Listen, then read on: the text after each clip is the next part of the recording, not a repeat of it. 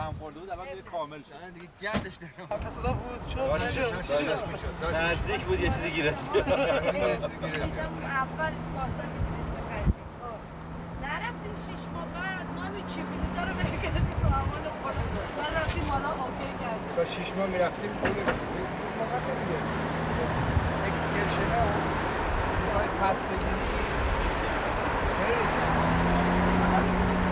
بریم ها ما الان میشه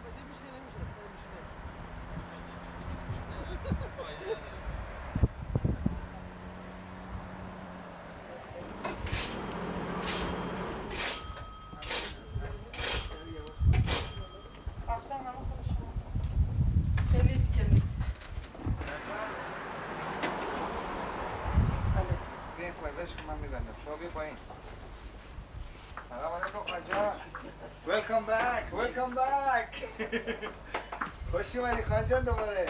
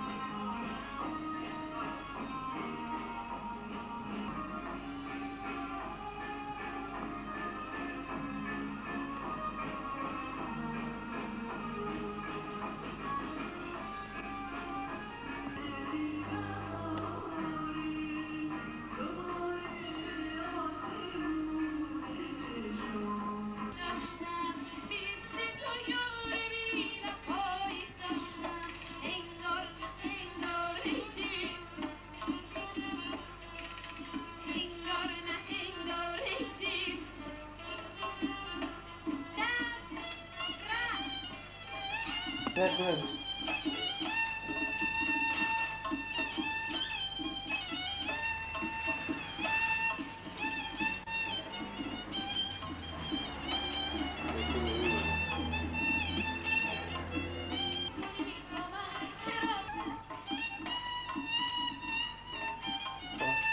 From there.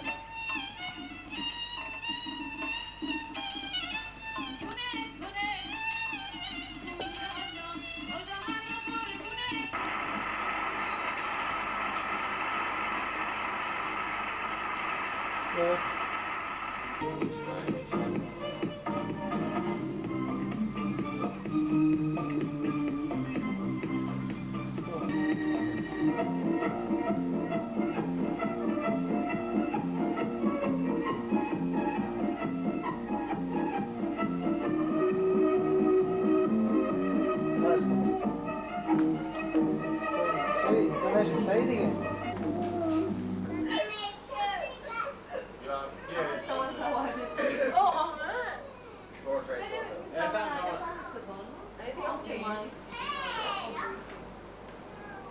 Better than my video? Yeah. And that came with it? Yeah. That actually is with it. That's the adapter of that. The big one, like the video of Eso. It has a channel changer, 1 to 16. Really? Yeah. Can you use that as a bungee cord? They call it a bungee cord. Magic cord. Bungee cord. For video to the TV. Come on, Morris, give me a Even on smile. radio, you know the radio? You can connect that. Pero siguro it's not as high as a video. Okay, no more. No, you're being a pest or something. It's annoying me. Isn't it? Annoying. But that one I saw, The nuisance. it was very handy. The one that Kehan gave you? Because that had a case itself, isn't it? They killed Did the you man. tell Gehan? No. What if he looks for it in December? I tell him to bring one more. That's why I give it away. The new one. The latest one. Georgia, come on, look at it. Don't be afraid of it. Yeah. If you The want, whole family again? Oh, Just Georgia. me off and Gehan. if you want camera, like my camera. Well, No, but they might I get have a caught customer for my camera, $1,100. I don't think we can afford a camera just yet. That's the only camera we have. Wait, takes picture, right? Because everything. Try it. Are you making business out of your brother's No, I presents? didn't sell it. He came to my house and said, I'm going to give it. I said, no. He said, you tell to your brother. I said, "Oh." Louis, I'm not trying to get you. I'm trying to get Joseph behind you. And this girl is hiding. I don't like it. I told you I don't like complaining in the video. The jacket of my baby. Of the desert. If the Empress of Iran could go back home today, she'd hardly... For him, it's better that he doesn't see it. It's like a finely tuned performance of a Scottish piper. It takes time and experience to achieve the best results. Scottish amicable, because a Scot is very canny when it comes to investing your money. Hey, good! In Iran, the Shah and his Empress Farah. After the Iranian Revolution 9 years ago, the Ayatollah Khomeini drove them into exile, and soon after, the Shah died. In his last days, the Shah's family were shunted from country to country, afraid for their lives. The Empress, who lives at a secret location in the United States, has rarely spoken about these events that changed the Middle East and introduced the world to the Ayatollah and his fanatical followers. With her insider's knowledge, she has quite a story to tell. We were a country which had a past culture, history, which we were proud of. We had natural wealth and we had human wealth. And today you see all these young people who are supposed to be in school and to rebuild tomorrow Iran, they are all dead in the sands of the desert. If the Empress of Iran could go back home today, she'd hardly recognize her country. Iran's war with Iraq is being fought with modern weapons, but medieval savagery. The world looks on in dismay or with indifference to the carnage of human wave attacks and even chemical warfare. But exiled Iranians watch with horror as their country is destroyed. There are 2.5 million exiled out of Iran. There are maybe 1 million refugees inside of Iran. There are maybe 1 million killed. There are almost 1 million handicapped. On top of all that, the war is destroying this, and you know, a country is being destroyed, a nation is being destroyed. A queen without a king. The Empress Farah Pahlavi now lives in exile in America. Gone are the days when she shared the peacock throne with the Shah, who ruled Iran for 37 years, a leader who believed he was divinely appointed. You said, I will stay alive until I finish what I set out to do. What was set for me to do. By God. That's what I believe.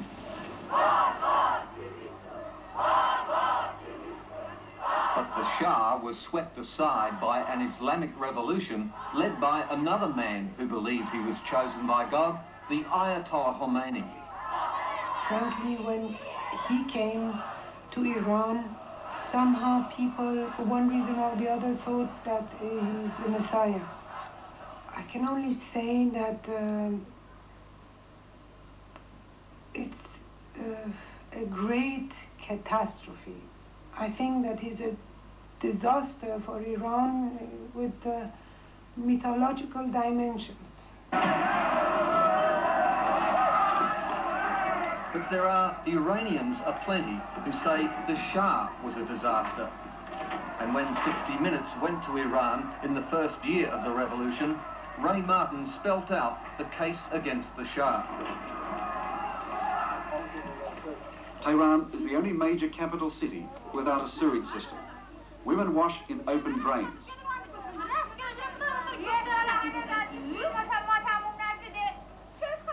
70% of the people remain illiterate. The villages where most Iranians live have scarcely changed in 200 years. Little communication, few roads, doctors, or basic health care. All this in a country bulging with hundreds of billions of oil dollars. I think the Shah had led Iran into the modern world and into progress. Although the rapid progress in Iran had some effect on the events, which is normal. Any country which makes a lot of progress materially, industrially very fast has some social problems. But who's the leader in our world who doesn't want his country and its people to progress and to go ahead? But there's more to the case against the Shah. There's his secret police, the infamous Savak. Savak's terror kept the Shah in power. There's no nice way to describe it. Men and women were toasted alive on electric grills. There was a device called the Horseman, on which naked victims were whipped while they straddled a board. They were also raped and whipped while hanging upside down from something called the Parrot's Perch. There was the helmet. The Ayatollah's people tell the world about Savak torture. You haven't heard of the Parrot Perch, of men and women being toasted alive? Well, this is, you see, there was, I don't say that there was not cases. I cannot approve or say that there was. This is something that I cannot defend if there was there. Maybe there was torture under the Shah, but the Empress says the Ayatollah is far worse. How many people have been executed in the Ayatollah's regime? People say close to 100,000 people executed, because there are many that we know and we hear who have been executed, and so many people executed just in the streets. I mean, gunned down in the streets, boys and girls, women and men. Ask the Empress what's the case against the Ayatollah, and she points to Iranian women. In her day, they tried to give women some rights in a deeply traditional society. But now, she says, the Ayatollah and his men have lowered the veil again and taken women back to another century. Their mentality, their way of thinking, their values are different from the values that people have in the 20th century. I'm very sorry, but I have to say that they are sexually obsessed. I mean, everything turns around how women should be dressed and behave so not to excite men. I mean, this is unbelievable. I think there's other things in religion that are much more important than that. But really, they are obsessed. The Empress says the Shah was a reformer. In Iran, they call him a robber and make charges like these. The royal family's economic tentacles gripped every aspect of Iranian life. Banks, insurance companies, publishing, agriculture, casinos, and motor cars. They monopolized the most basic commodities, like rice and wheat, everything. Here is 500,000 Swiss francs for the credit. The Ayatollah's men claim the Shah's family escaped with billions. We think that the total amount that he has sort of robbed the country is more than $20 billion. Is it in the many billions of dollars? Billions? Well, the Ayatollah says 20 billion. Today I wish it was, because we need money to fight this regime who has started this. The billions of dollars they are putting outside of Iran, because I know that the corruption which is going on now in Iran is unbelievable. It's unbelievable. There is, every month the head of one of the most important banks in Switzerland is going to Tehran. Why is he going to Tehran? In the old days, the Shah's family lived in palatial splendor. This palace belonged to the Shah's sister. It had 700 servants, a panther in a cage, and a bird that was trained to say, "Long live the Shah." But those palace days are over for the Empress. Do you ever pine for the old days when you were still in the palace? Not for the palace. I miss the smell of the rain on the dirt. I miss the Rocky Mountains. I miss the blue skies. I miss my environment, but it's a little bit home here and a little bit home there, but the real home is obviously Iran.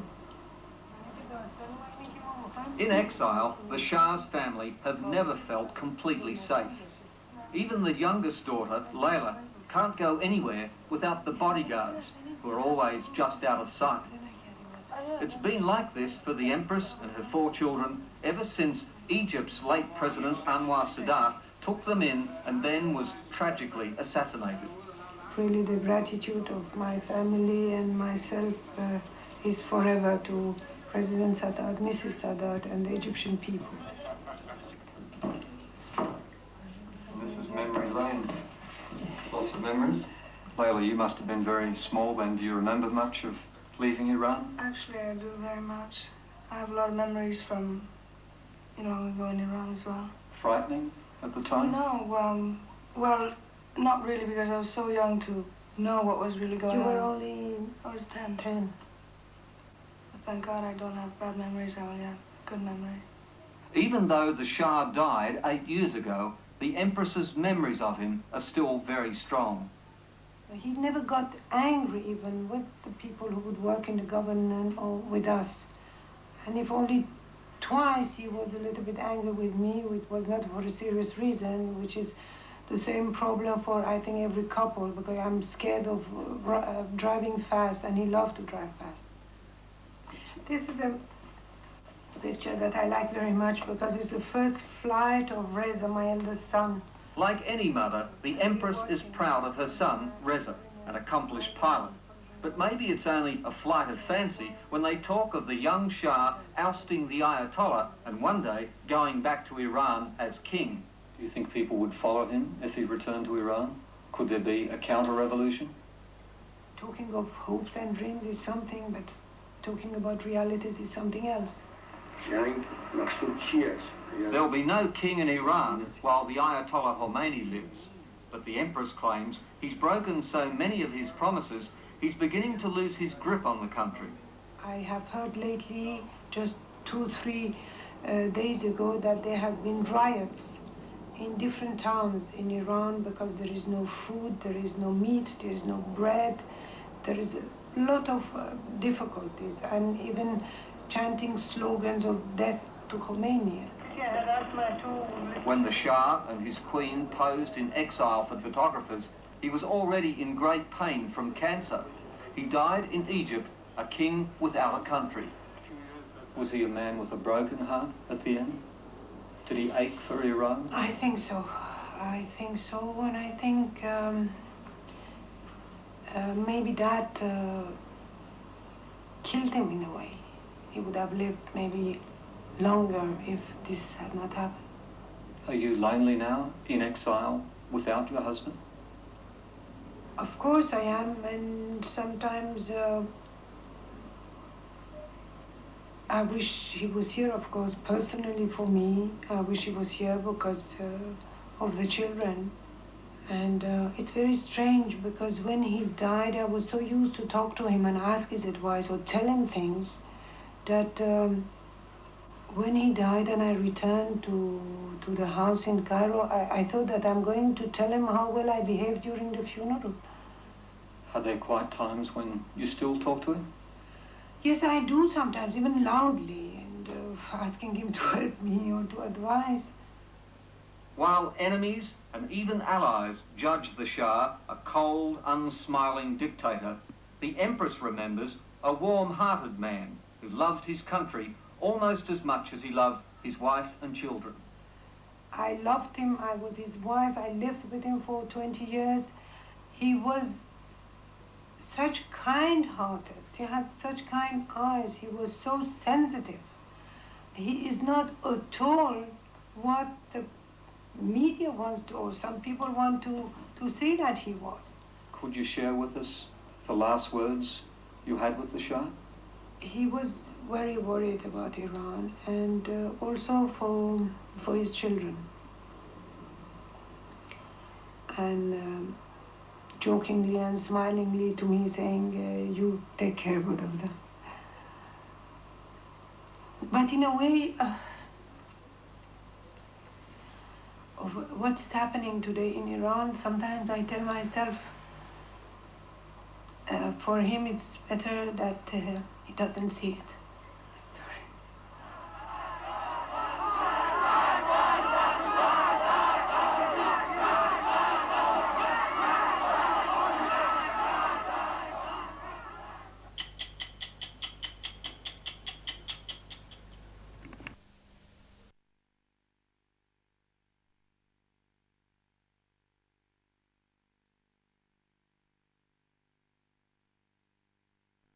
Fault, but maybe you don't win the gold medal.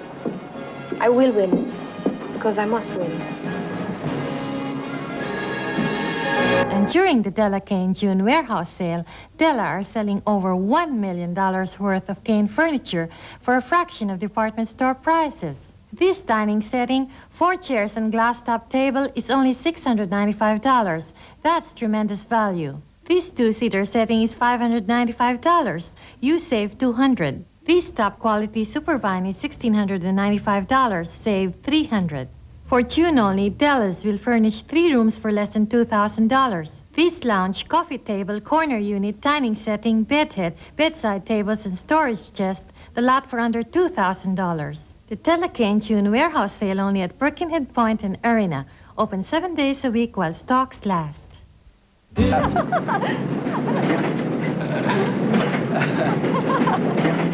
I feel guilty for keeping you from practice. Oh, don't. I'm here because I want to be. If you were here a week, I'd be here a week. Then your coach should be glad I'm going home tonight. You're not like other athletes I know. You're not so fanatic. My father calls it a fire in the gut to win. I have that, but I have other feelings too. Tell me about your feelings. Like happiness, being here with you. You know? Okay?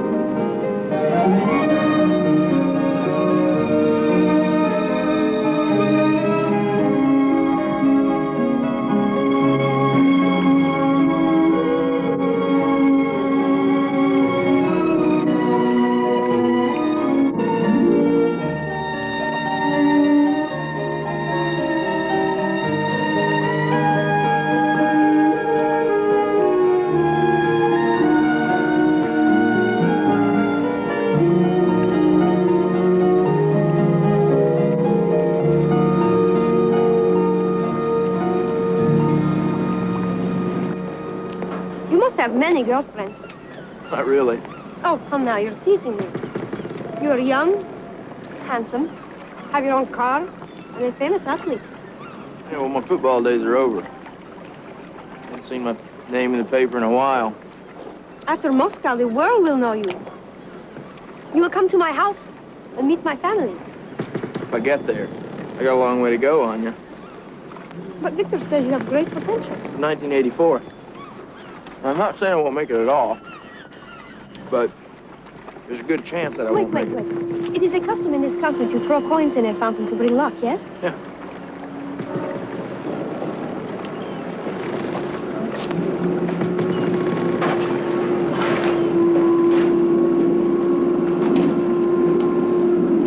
What are you doing?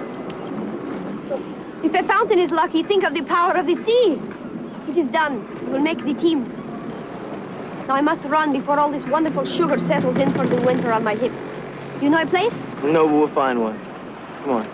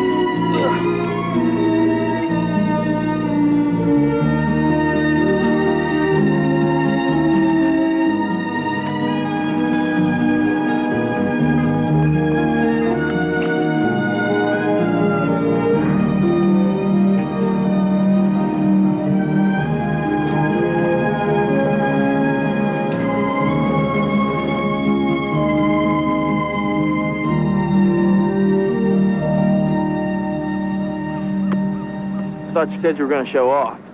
Would you like to try it? No way.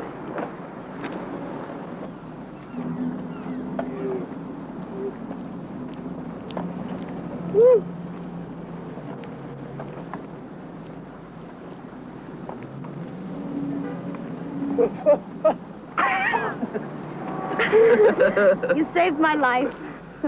I want a reward. I grant you any wish.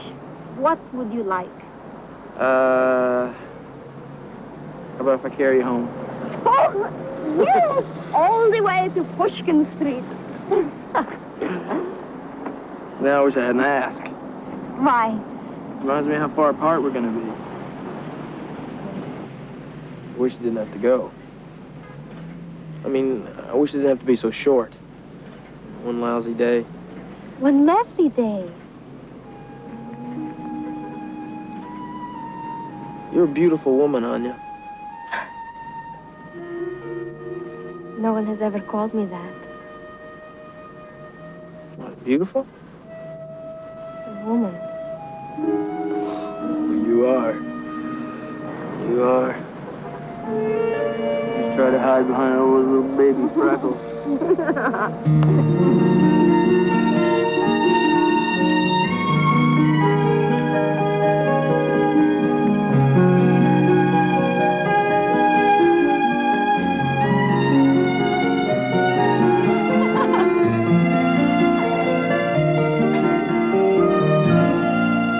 15 minutes, I'm clocking you. What happens if I'm just a few seconds late? We won't have as much time together.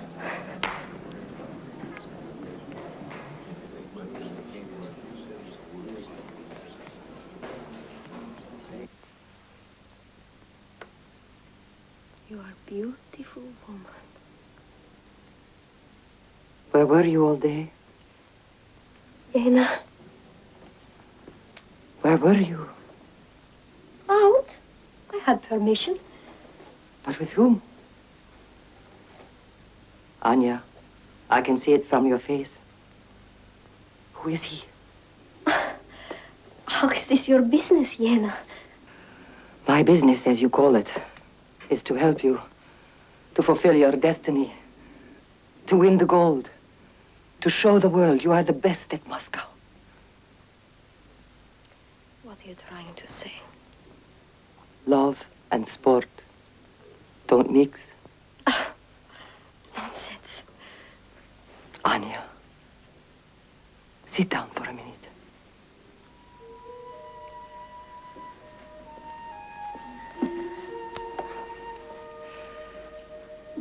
In 1955, in London, there were pre-Olympic competitions.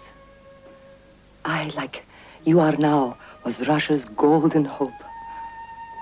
There was a Canadian. We fell in love. We were together for 2 weeks. I thought I would never meet another man like him. He wanted me to go back with him. I had to make a choice. I knew my duty. And I won 3 goals in 56. Anya, you are a golden hope. You're young. You've dedicated your whole life. You will win next year. Win everything. But you must put this person from your mind completely. But we've barely met. You're about to lose your heart. And with it, everything you've worked for.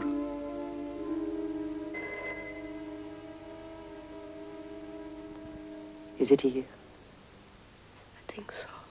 Trust me. Your whole life's ahead of you. But it's only just another hour. End it now, Anya.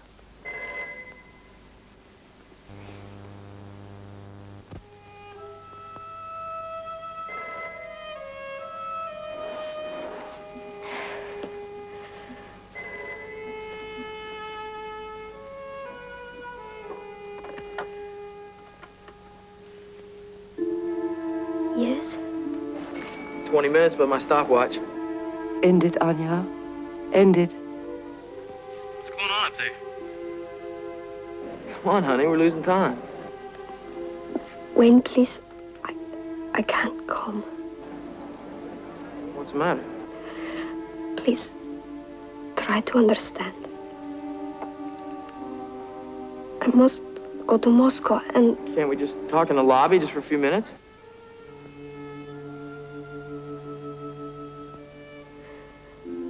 I'm sorry, Wayne. Just for a minute, Anya. Just 30 seconds? I'm sorry. I must go now. Thank you for the day.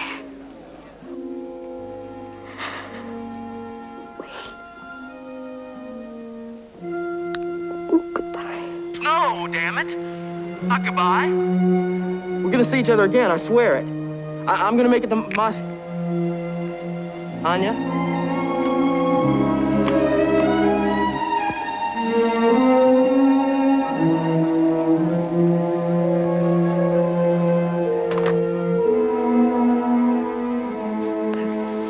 I've done my duty.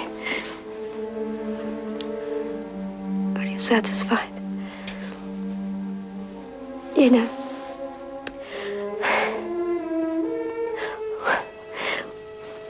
with your 3 gold medals, do you ever think of your Canadian?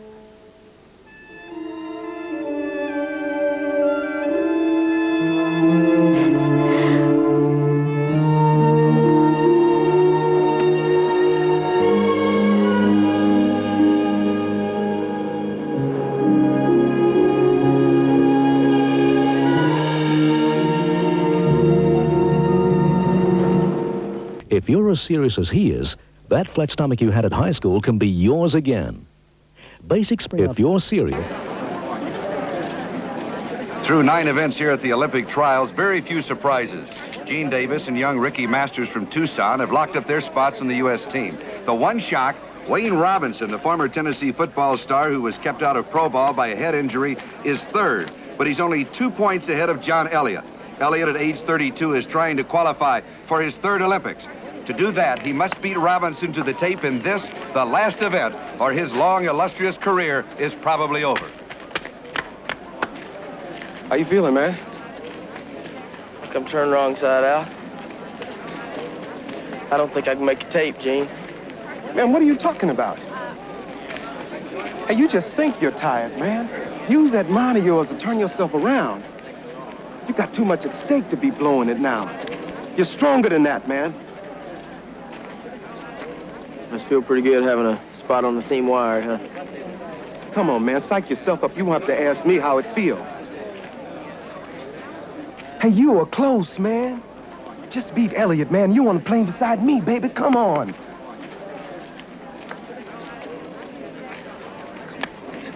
Come on.